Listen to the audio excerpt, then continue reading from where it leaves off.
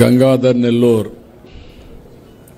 Telugu Desam party కుటుంబ సభ్యులందరికీ నమస్కారాలు, అభినందనలు, శుభాభినందనలు.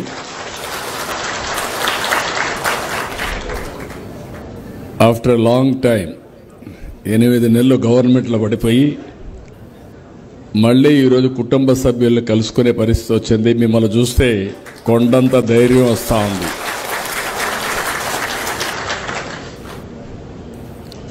ముప్పై సంవత్సరాల తర్వాత గంగాధర్ నెల్లూరు కోట పైన తెలుగుదేశం పార్టీ జెండా ఎగరేశారు.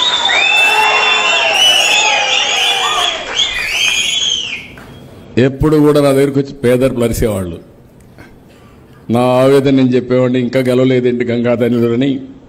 మీరు నా దగ్గరికి వచ్చి లేదు సార్ ఈసారి అది అయిపోయింది ఇది అయిపోయింది మళ్ళీ మేము గెలుస్తాం అనేవాళ్ళు. కానీ ఈసారి మాత్రం ప్రాణం పెట్టి చేశారు, కష్టపడ్డారు, గెలిపే ధ్యేయంగా పనిచేశారు, గెలిచి నా దగ్గరికి వచ్చారు.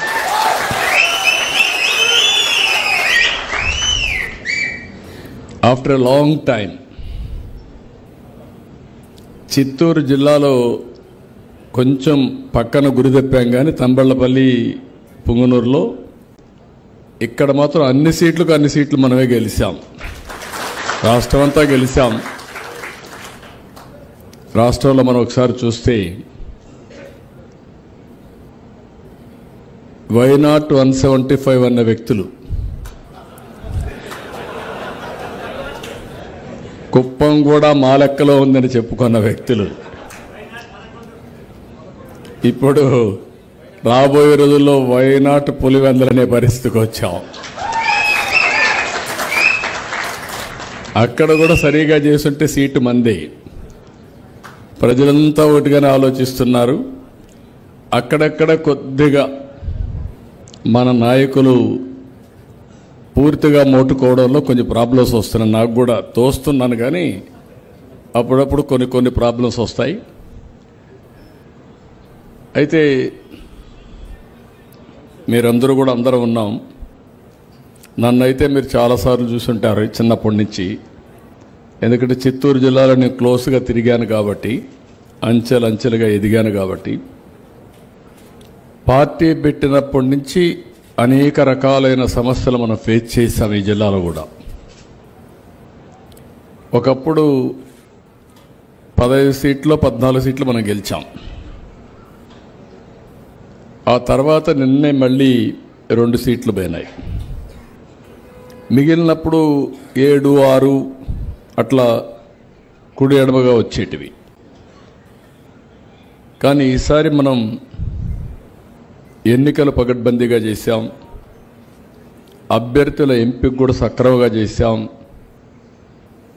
టైమ్లీ రాజకీయాల్లో ప్రతి ఒక్క అడుగు కూడా టైమ్లీ కరెక్ట్గా వేయాలి. అలాంటి అడుగులు వేసుకుంటూ వచ్చాం.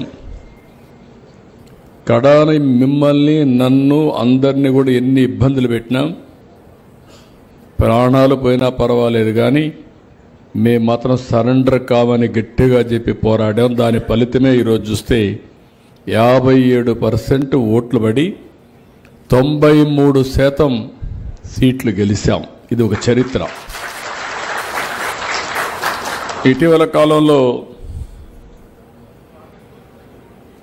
ఇటీవల కాలంలో మీరు ఒకసారి చూస్తే దేశంలో ఎక్కడ కూడా ఇలాంటి విక్టరీ రాలా. దానికి కారణాలు కూడా అనేక కారణాలు ఉన్నాయి, మామూలు కారణాలు కాదు. హిస్టారికల్గా 5 సంవత్సరాలు మనం కానీ బ్యాక్ వెళితే జనరల్గా పబ్లిక్ ఒక విషయం, తెలుగుదేశం పార్టీ కుటుంబ సభ్యులకైతే 5 సంవత్సరాలు నరకం అంటే ఎట్లుందో తెలియదు, కానీ ఆ నరకాన్ని చూసాం. నాకు 24 గంటలు శనివారం వస్తే ఏ ప్రాపర్టీ మీద ప్రొక్లైన్ వస్తుందో తెలియదు, ఎవరిని అరెస్ట్ చేస్తారో తెలియదు. ఇవన్నీ కూడా చాలా సఫర్ అయ్యాం. కానీ నాకు ఆ రోజు ఈ రోజు ఒక విశ్వాసం, దేశంలో ఏ రాజకీయ పార్టీకి లేనటువంటి పటిష్టమైన పార్టీ యంత్రాంగం ఉండే ఏకైక party Telugu Desam party. I'm proud of it. ఇది ఒక వారసత్వంగా మనకు వస్తూ ఉంది. ఎన్నో ఇబ్బందులు వచ్చాయి, ఎన్నో సమస్యలు వచ్చాయి. ఎక్కడికక్కడ సమస్యల్ని అవకాశాలుగా మార్చుకున్నాం, నేను కానీ మీరు కానీ అందరం కూడా. దానివల్ల మనం ఈరోజు విజయడంకా మోగించగలిగాం. అయితే ఇక్కడ నేను మిమ్మల్ని అందరినీ కోరేది ఒకటి, మీ ద్వారా రాష్ట్రంలో ఉండే అందరిని కూడా కోరుతున్నా, ఏదైనా నేను ఎక్కువ రుణపడున్నానంటే ఈ రాష్ట్రంలో తెలుగుదేశం పార్టీ కుటుంబ సభ్యులకు ఎక్కువగా రుణపడున్నా. రాత్రింబగళ్ళు పనిచేశారు. ఈరోజు ఇక్కడ చూస్తే నేను మంచి అభ్యర్థుల్ని ఎంపిక చేయాలనే ఉద్దేశంతో ఇద్దరు అభ్యర్థులను కూడా, ప్రసాదరావు గారి ఎంపీ ఒక ఇన్కమ్ ట్యాక్స్ ఆఫీసర్గా పనిచేసి రిటైర్ అయ్యాడు. నేను అన్ని అనలైజ్ చేసిన తర్వాత చిత్తూరు నియోజకవర్గం పార్లమెంటుకి సరైన అభ్యర్థి ఎవరంటే ప్రసాదరావు గారు అని చెప్పి నేను ఆయన ఎంపిక చేశాను. అదే సమయంలో థామస్ గారిని చూసినప్పుడు 1-2 సార్లు ఇన్ఫర్మేషన్ వచ్చింది. అంత మునుపు మీరు కూడా చెప్తే అటు ఇటు ముగ్గా, నన్ను కూడా మీరు కొన్నిసార్లు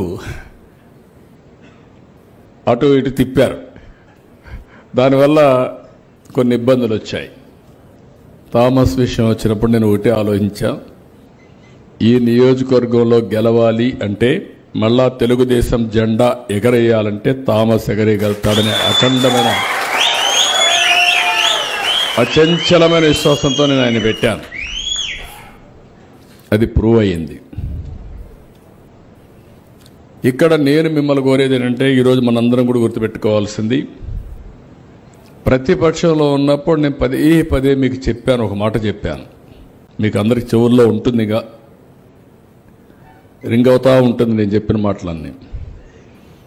ముందు మారిగా నేను ఉండను, ఈసారి మీ రుణం తీర్చుకుంటానని చాలా స్పష్టంగా చెప్పాను. ఇక్కడ మీ దగ్గర నుంచి నాకు కోఆపరేషన్ అవసరం. Be clear. మళ్ళీ 2004లో 2019లో మనల్ని ఎవరు ఓడించలా, మనల్ని నేనే ఓడించుకున్నా. ఒక అబ్సెషన్తో ముందుకు పోయా.